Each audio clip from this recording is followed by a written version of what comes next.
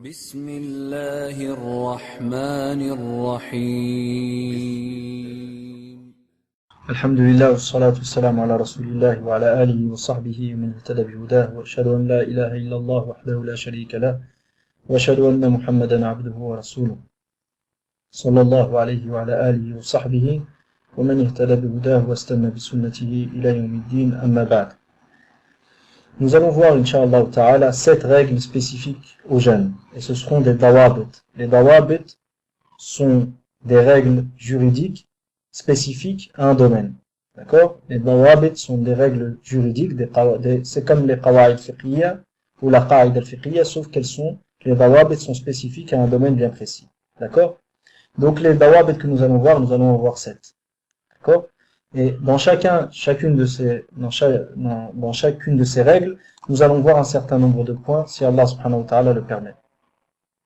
Il y a l'adhan, Inch'Allah, je vais prier, puis je reviendrai après, Inch'Allah. Shukran. Alhamdulillah, wa salatu wa salam ala rasulillah wa ala alihi wa sahbihi wa man ihtada bihudah. Wa ashhadu an la ilaha illallah wahdahu la sharika lahu wa ashhadu anna Muhammadan abduhu wa rasuluh. صلى الله عليه وعلى آله وصحبه ومن اهتدى بهداه إلى يوم الدين أما بعد. Donc, nous avions parlé de la différence entre le dabit al-fiqhi et la règle qa'id al-fiqhi. Le dabit al-fiqhi,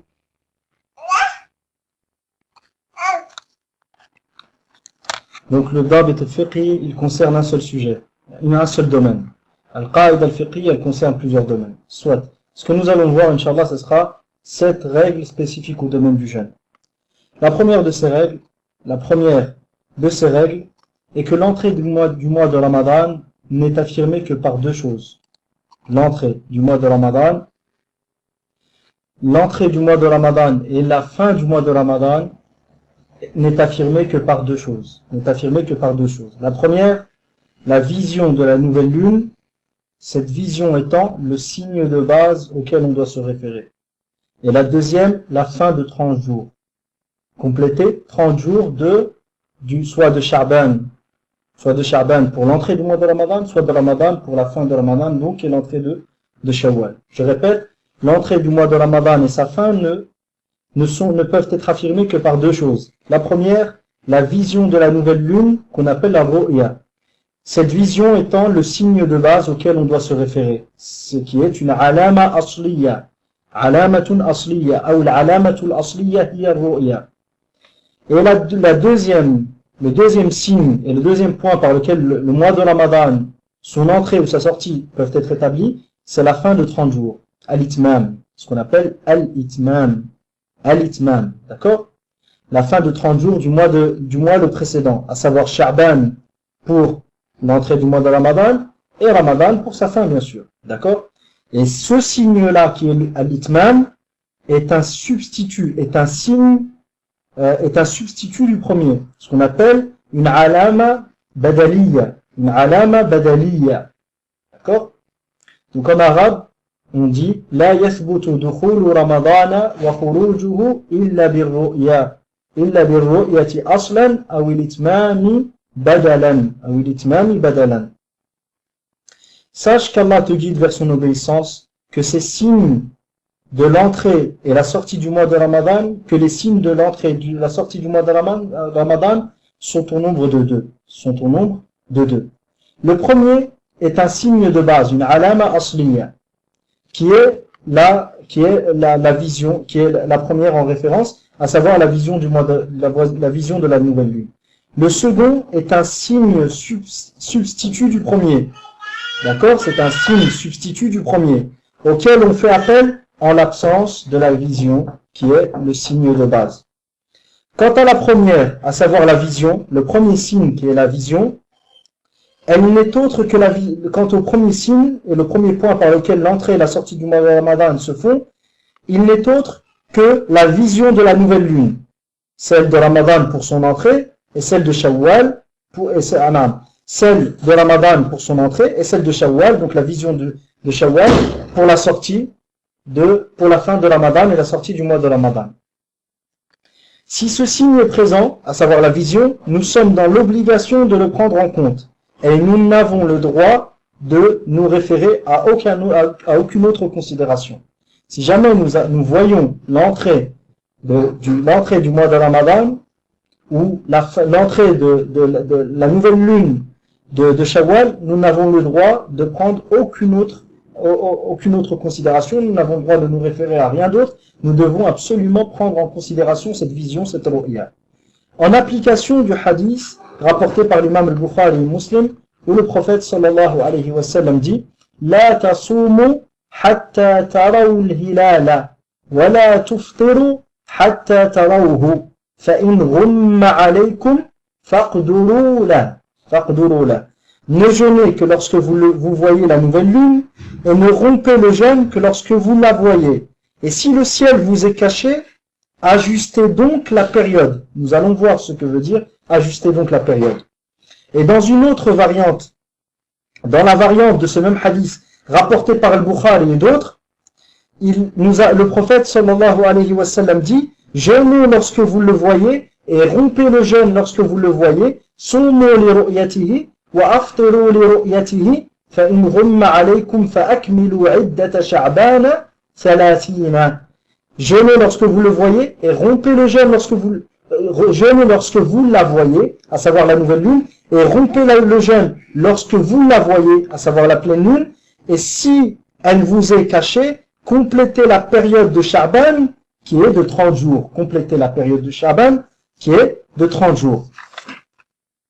Dans ce hadith, nous avons l'ordre de jeûner lorsque l'on voit la nouvelle lune. Dans ce hadith, nous avons l'ordre de jeûner lorsque l'on voit la nouvelle lune. Le prophète sallallahu alayhi wa sallam dit donc sumu li ru'yatihi, jeûnez lorsque vous le voyez. Ce qui exige que ni l'entrée ni la sortie du mois ne peuvent se faire autrement que par la vision, qui est, comme on l'a vu précédemment, le signe de base et premier et le signe le plus indicatif. Il est le signe de base et le premier signe est le signe le plus indicatif. Et dans la même lignée, il est un devoir de rompre le jeûne après avoir vu la nouvelle lune de Shawwal. Si on est pendant le mois de Ramadan et que nous voyons la nouvelle lune de Shawwal, il sera une obligation pour nous, à l'unanimité des musulmans, de rompre le jeûne. Et la preuve est le hadith rapporté par l'imam Abu Daoud. Le hadith rapporté par l'imam Abu Daoud, selon Aïcha radiyallahu anha, le messager d'Allah sallallahu alayhi wa sallam a dit, où elle dit radiyallahu anha, l'attention du messager d'Allah sallallahu alayhi wa sallam à l'entrée du mois de Ramadan, l'attention du messager d'Allah sallallahu alayhi wa sallam à l'entrée du mois de Ramadan pendant Sha'ban était plus importante que celle portée aux autres mois. Elle dit, kana Rasulullah sallallahu alayhi wa sallam yatahaffadhu min Sha'ban ma la yatahaffadhu min ghayrihi, thumma yasumu li ru'yati Ramadana, fa in ghumma alayhi adda al-iddata 30 yawman thumma sama. Donc l'attention du messager d'Allah sallallahu alayhi wa sallam à l'entrée du mois de Ramadan lors de Sha'ban était plus importante que celle portée aux autres mois. C'est-à-dire le fait de chercher à voir l'entrée du mois de Ramadan pendant qu'il était encore lors de Sha'ban était plus importante que les autres mois pour voir la nouvelle lune. L'intention du message d'Allah sallallahu alayhi wa sallam à l'entrée du mois de Ramadan lors de Sha'ban était plus importante que celle portée aux autres mois. Et dans le cas où la nouvelle lune lui était cachée, il comptait 30 jours puis jeûnait. Il comptait la période complète de Sha'ban, à savoir 30 jours, puis il jeûnait. La chaîne de transmission de ce hadith rapporté par l'imam Abu Daoud est authentique. Ces preuves précitées et d'autres prouvent avec certitude que la vision de la nouvelle lune est le signe premier auquel se réfère le musulman. Pour l'entrée, aussi bien l'entrée du mois de Ramadan que la sortie du mois de Ramadan. Et dans le cas où la vision est impossible, il ne peut donc se référer à la règle de base et au signe premier. Dans le cas où une personne ne voit pas, si jamais le ciel nous est caché, d'accord, et que nous ne pouvons voir la nouvelle lune, à ce moment-là, nous ne pouvons nous référer à la règle de base et au signe premier. Dans quel cas, il est connu dans les règles d'usul, dont nous verrons, incha'Allah ta'ala, une certaine partie au travers des exemples juridiques, théoriques et pratiques au long de ces cours, avec l'aide d'Allah subhanahu wa ta'ala et son tawfiq. Donc il est connu dans les règles de usul, et retenez bien cette règle-là, lorsqu'il est impossible et infaisable de pratiquer un asl, une règle de base, un statut premier, on fait alors appel à son substitut. Lorsqu'il est impossible de pratiquer un asl, une règle de base ou un statut premier, on fait appel à son substitut. En arabe, on dit إذا تعذر الأصل يصار إلى البدل. إذا تعذر الأصل يصار إلى البدل. D'accord? À partir du moment où une chose a un substitut légitime, qu'est-ce qui est visé par légitime? C'est le substitut qu'Allah subhanahu wa ta'ala, à travers sa législation, a établi à ce asl-là, cette règle de base. Inch'Allah ta'ala, on verra d'autres exemples qui, si Allah subhanahu wa ta'ala le permet, qui permettront de mettre la lumière sur cette règle. Mais, soit. Ici, dans les textes, on voit que la règle de base, c'est quoi? C'est la vision. C'est le signe premier. Cette règle, ou ce signe premier a un substitut, qui est quoi? Qui est de compter 30 jours, et de compléter la période de 30 jours du mois. Donc, si jamais, il va ta'adhar al-aslu yusaru ila al-badal. Si, lorsqu'il est impossible et infaisable de pratiquer un asl, une règle de base, un statut premier, on fait appel alors à son substitut. Et le signe légitime, c'est-à-dire défini par le détenteur du droit de légiférer, qui n'est autre que qui? Que le prophète sallallahu alayhi wa sallam.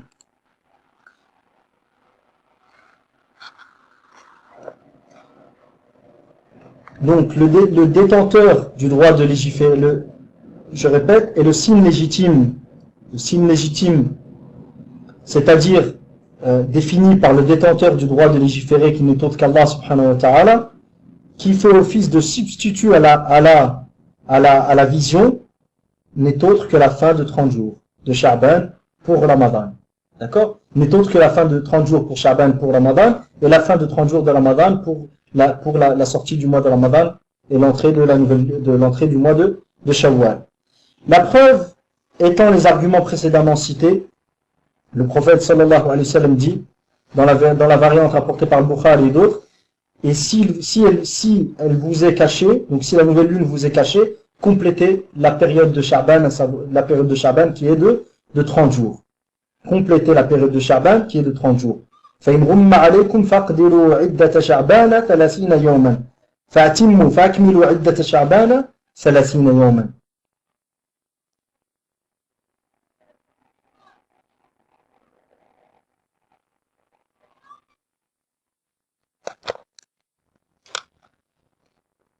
Donc, et le signe légitime, c'est-à-dire défini par le détenteur du droit de légiférer, qui fait office de substitut à la vision, à la ru'ya, et la fin de 30 jours de Sha'ban pour Ramadan, et de 30 jours de Ramadan pour la fin du mois et l'entrée de Shawwal. La preuve étant les arguments précédents, et les arguments précédemment cités, et aussi, et entre autres, la parole du prophète sallallahu alayhi wa sallam. Et si la nouvelle lune vous est cachée, complétez la période de Sha'ban de 30 jours. Dans la variante de l'imam al-Bukhari, rapportée par l'imam al-Bukhari, فَإِنْ غُمَّ عَلَيْكُمْ فَاقْدُرُوا لَهُ عِدَّةَ شَعْبَانَ فَأَكْمِلُوا عِدَّةَ شَعْبَانَ 30 يَوْمًا. S'il vous est caché, complétez la période de Sha'ban qui est de 30 jours. L'ajustement est dans une autre, et le prophète sallallahu alayhi wa sallam dit dans le premier hadith que nous avions vu tout à l'heure, فَاقْدُرُوا لَهُ, qui est rapporté par le Bukhari Muslim, si la nouvelle lune vous est cachée, فَاقْدُرُوا لَهُ, c'est-à-dire ajuster. Ce qui est visé par l'ajustement ici, l'ajustement dont il est question dans le hadith est de terminer 30 jours de Sha'ban. Pourquoi? Car le meilleur moyen d'expliquer la sunna est par la sunna elle-même. Donc dans la première variante rapportée par le Bukhari Muslim, il est dit فَإِنْ غُمَّ عَلَيْكُمْ, si la nouvelle lune vous est cachée, فَاقْدُرُوا لَهُ, ajustez donc, d'accord? Le terme qadara yaqdiru, ce terme-là a plusieurs significations, et parmi ces significations, ou pour déterminer l'une de ces significations, nous n'avons à faire que de revenir à la sunna même du prophète sallallahu alayhi wa sallam. Dans une autre variante, le prophète sallallahu alayhi wa sallam dit faqduru lahu, il dit fa in rumma alaykum, si la nouvelle lune vous est cachée, fa akmilu iddata sha'ban, terminez la période de Sha'ban 30 yawman, qui est de 30 jours. Donc, le meilleur moyen d'expliquer la sunna est la sunna elle-même. Le sens du taqdir ici n'est donc pas de compter le minimum de jours possible dans le mois, à savoir 29 jours, comme l'ont compris certains savants. Et en application donc, si jamais on prend en considération 29 jours, qui est le minimum possible dans un mois, ces savants qui ont opté pour cet avis, ils ont mis en application l'un des sens linguistiques du terme qadara, yaqdiru, qui est le taqyid, qui est le tadir, afwan. Ils ont pris en considération l'un des sens linguistiques du terme qadara yaqdiru, qui est dayyaqa yudayyiqu, et qui signifie prendre en considération le minimum possible. Le minimum possible. Donc, faqduru lahu, si la nouvelle lune vous est cachée, fadayyiqu, c'est-à-dire prenez en compte le minimum possible du mois, à savoir 29 jours. Donc, le lendemain, que devez-vous faire? Vous devez jeûner. D'accord? Vous devez jeûner si vous étiez pendant Sha'ban et que vous attendiez la nouvelle lune de Ramadan. D'accord? Mais cette considération, cette application, à savoir prendre en considération le minimum, le tadir, qui est l'une des significations du terme qadara yaqdiru, cette signification n'est pas correcte, bien que cette signification est présente dans d'autres cas de figure, comme par exemple, comme dans le récit du messager d'Allah, Yunus alayhi salam, Allah subhanahu wa ta'ala dit à son sujet, il pensa que nous n'allions pas qadara, c'est-à-dire que nous n'allions pas le punir pour son acte et agir avec lui par justice, pensant que nous allions faire preuve de clémence et ne pas le punir pour avoir délaissé l'ordre de continuer à prêcher son peuple malgré le refus de ces derniers et leur refus premier du message de Yunus alayhi salam. Pourquoi? Parce que lorsque quelqu'un commet un acte ou délaisse une obligation, soit Allah subhanahu wa ta'ala peut le juger par son équité et le punir, soit Allah subhanahu wa ta'ala peut le juger par sa clémence et lui pardonner. Yunus alayhi salam, il pensa qu'Allah n'allait pas le juger par le châtiment qui est le châtiment qui est le minimum, comment on peut dire, le châtiment, soit Allah subhanahu wa ta'ala châtie la personne qui a délaissé un acte obligatoire, soit elle lui fait preuve de clémence. Mais si elle le châtie, elle aura agi avec lui par ce qui sied à la grandeur divine, à la grandeur d'Allah subhanahu wa ta'ala. Car en agissant ainsi, Allah subhanahu wa ta'ala agit avec lui par équité. Mais si Allah subhanahu wa ta'ala lui pardonne et ne le châtie pas, ça sera un degré supplémentaire qu'Allah lui aura accordé. D'accord? Allah subhanahu wa ta'ala aura agi avec lui par clémence. Mais la clémence, c'est quelque chose de supplémentaire à l'équité. D'accord? Quand Allah subhanahu wa ta'ala agit par clémence, c'est quelque chose de supplémentaire. Donc, et c'est un bienfait qu'il accorde à son serviteur. Yunus alayhi salam pensa que Allah subhanahu wa ta'ala n'allait pas le châtier. Comment qu'il allait le traiter? Par clémence. Comment Allah subhanahu wa ta'ala a décrit cette action, cette pensée de Yunus alayhi salam? Il l'a décrit par le fait de penser que nous n'allions pas l'employer quel verbe? Le verbe qadara, c'est-à-dire d'accord? Donc il existe réellement dans la langue arabe comme signification du terme qadara, dayyaqa. La notion de prendre en considération le minimum possible existe réellement dans la langue arabe. Donc ces savants qui ont pris en considération, qui ont dit que si jamais nous ne voyons pas la nouvelle lune, nous devons jeûner le lendemain, ils ont pris une signification linguistique. Aussi ces savants pensèrent qu'Allah subhanahu wa ta'ala les récompense, ces savants pensèrent qu'Allah les récompense pour leurs travaux et efforts, que le sens du verbe uqduru faqduru la, si la nouvelle lune vous est cachée et le ciel vous est caché, faqduru la, ils pensèrent que le terme uqduru est de compter le minimum pouvant être du mois et de jeûner le lendemain. Or cette explication du hadith en faisant prévaloir l'une des significations linguistiques n'est pas correcte, en raison du fait que nous ayons une explication légitime, légale, une explication légale de l'ordre prophétique, à savoir la parole du prophète sallallahu alayhi wa sallam dans l'autre variante où il dit فَإِنْ غُمَّ عَلَيْكُمْ, si la nouvelle lune vous est cachée, complétez la période de Sha'ban qui est de 30 jours. Donc le prophète alayhi salatu salam a clairement défini qu'il fallait terminer 30 jours et que la signification linguistique présente dans le terme qadara, uqduru, qui signifie d'ayyaqal, de prendre en considération le minimum possible, n'est pas prise en compte car nous avons une explication prophétique qui montre que cette signification linguistique-là n'est pas prise en compte. Or, dans un contexte légal, nous devons faire prévaloir les réalités et significations et les définitions et les explications légales aussi longtemps que celles-ci sont présentes. Ce qui requiert bien évidemment un effort de recherche avant de prendre en compte la seule signification linguistique. Et à l'instar des textes généraux qu'on ne peut généraliser à tous les cas de figure sans une recherche au préalable de la possible présence d'un hukm spécifique au cas particulier qui semble entrer dans la globalité du texte général. C'est ce que nous avons cité par rapport au fait de ne pas prendre en considération une signification linguistique parmi les significations présentes avant de chercher si jamais ce texte-là a des significations, une signification légale qui rejette certaines significations linguistiques du terme.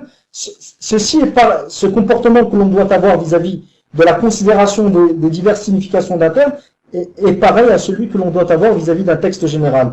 Le texte général, nous n'avons pas le droit de le généraliser à tous les cas de figure, à moins de faire partie de ceux qui ont la capacité de chercher si ce cas particulier auquel nous voulons attribuer le statut présent dans le cas général ne possède pas de statut spécifique. Si jamais nous avons la capacité et que nous avons fait que nous ne trouvons rien, à ce moment-là, nous avons le droit d'appliquer le contenu d'un texte général sur un cas particulier. Ou que nous n'ayons pas la capacité de chercher, comme il est arrivé à Amr ibn al-As, radiyallahu anhu, ou à Abdullah ibn Amr ibn al-As, radiyallahu anhuma, lorsqu'il est parti à la tête d'un groupe en voyage, que le prophète sallallahu alayhi wa sallam l'avait envoyé à la tête d'une sariya, et qu'il s'est levé au matin, il était en état de janaba, et il faisait froid, d'accord? Et qu'est-ce qu'il a fait? Il a fait le tayammum et il a guidé la prière du Fajr. Les Sahaba qui ont prié vers lui, ils ont dit, lorsqu'ils sont retournés à Médine, ils ont questionné le message d'Allah sallallahu alayhi wa sallam sur ce qu'il avait fait. Et le prophète sallallahu alayhi wa sallam l'a appelé et lui a demandé pourquoi il avait fait cela. Il lui a dit à Rasulallah, je me suis levé en état de janaba et j'ai craint que si je faisais le ghusl, que ceci allait me nuire. Donc je me suis souvenu de la parole d'Allah subhanahu wa ta'ala, وَلَا تُلْقُوا بِأَيْدِيكُمْ إِلَى التَّهْلُكَةِ, et ne menez pas vos âmes à la perdition, à ce qui va vous nuire. Et c'est pour ça que j'ai fait le tayammum et le prophète sallallahu alayhi wa sallam l'a approuvé. D'accord? Donc ici, Abdullah ibn Amr ibn al-As ou Amr ibn al-As a pris en considération la généralité du texte qui dit « Et ne menez pas vos âmes à ce qui va leur nuire et à la perdition » pour l'appliquer sur son cas particulier, bien que ce texte-là, ce verset, n'a pas été révélé pour ce cas de figure. Et ce verset ne concerne pas directement celui qui se réveille en état de janaba et qui craint si jamais il fait le ghusl, de tomber malade. D'accord? Et Abdullah ibn Amr ibn al-As ou Amr ibn al-As, je pense plus que c'était Amr ibn al-As, ne pouvait pas questionner le prophète sallallahu alayhi wa sallam pour voir si son cas de figure avait un statut spécifique. Donc dans ce genre de cas de figure, tu as le droit de prendre en considération un texte général et de l'appliquer sur un cas particulier, car tu n'as pas la capacité de chercher si ce cas particulier a un statut spécifique. Mais prendre des textes généraux et commencer, par exemple, tout est permis jusqu'à preuve du contraire, donc je commence à affirmer que telle chose est permise, telle chose est permise, telle chose est permise, sans prendre la peine de chercher ou de questionner s'il y a un texte spécifique et un statut spécifique à cette chose-là, non, ceci ne convient pas. D'accord? Donc les conditions pour appliquer un texte général sur un cas spécifique, c'est de ne pas trouver de statut spécifique sur ce cas général ou de ne pas avoir la capacité de chercher. Ne pas avoir la capacité de chercher et que ce cas dans lequel tu es a besoin d'une réponse hâtive d'une réponse pressée, comme c'était le cas de Amr ibn As radiyallahu anhu, lorsque il a fait le tayammum au lieu du ghusl pour guider la prière. D'accord, donc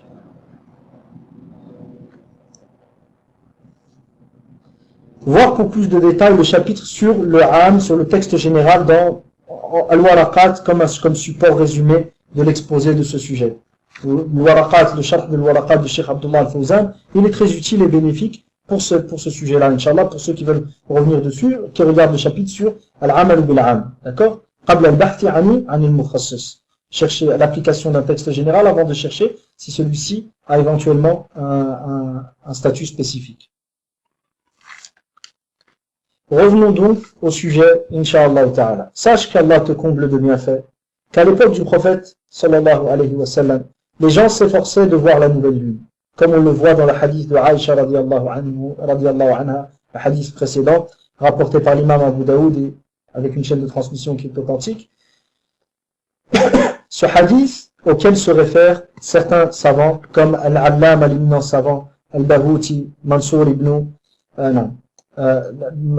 Yunus Al-Baghouti, l'auteur dans son livre Kashful Qina' an Matni al-Iqna'. Dans ce livre-là, il utilisa ce hadith pour affirmer la recommandation de chercher à voir la nouvelle lune. La recommandation de chercher à voir la nouvelle lune. Et aussi dans le hadith d'Ibn Umar radiyallahu anhuma, rapporté par l'imam Abu Daoud et Ibn Hibban, authentifié par Al-Albani, Ibn Umar radiyallahu anhuma dit Tara an-nasu al-hilala. Les gens cherchèrent à se réunir afin de chercher à voir la nouvelle lune. Les gens se réunirent afin de chercher à voir la nouvelle lune.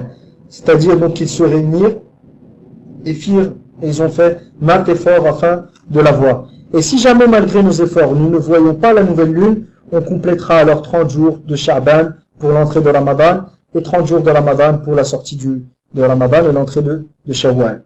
Et tout ce qui vient de précéder décrit avec évidence la première règle que nous avons mentionnée. Quelle est la première règle que nous avons mentionnée? À savoir, l'entrée et la sortie du mois de Ramadan ne peut être affirmée que par deux choses. La première, la vision de la nouvelle lune, cette vision étant le signe de base auquel on doit se référer, et la deuxième, la fin de 30 jours du mois le précédent, à savoir Sha'ban pour Ramadan, et donc la fin de Sha'ban de Ramadan pour Shawwal, ce qui est un substitut du premier. Et après cette explication, il nous reste un certain nombre de points liés à cette première règle que nous pouvons voir maintenant, Inch'Allah ta'ala, et que nous pourrons remettre à plus tard si jamais vous souhaitez remettre ça à plus tard. Il y a 7 points que nous devons voir liés à cette première règle. Nous allons voir, Inch'Allah ta'ala, 3 points pour aujourd'hui si vous avez encore l'envie de continuer. Sinon, on remettra ça à la prochaine fois.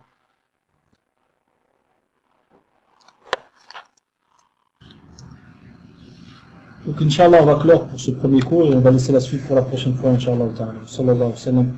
Wa baraka ala nabiyyina Muhammad wa ala alihi wa sahbihi ajma'in.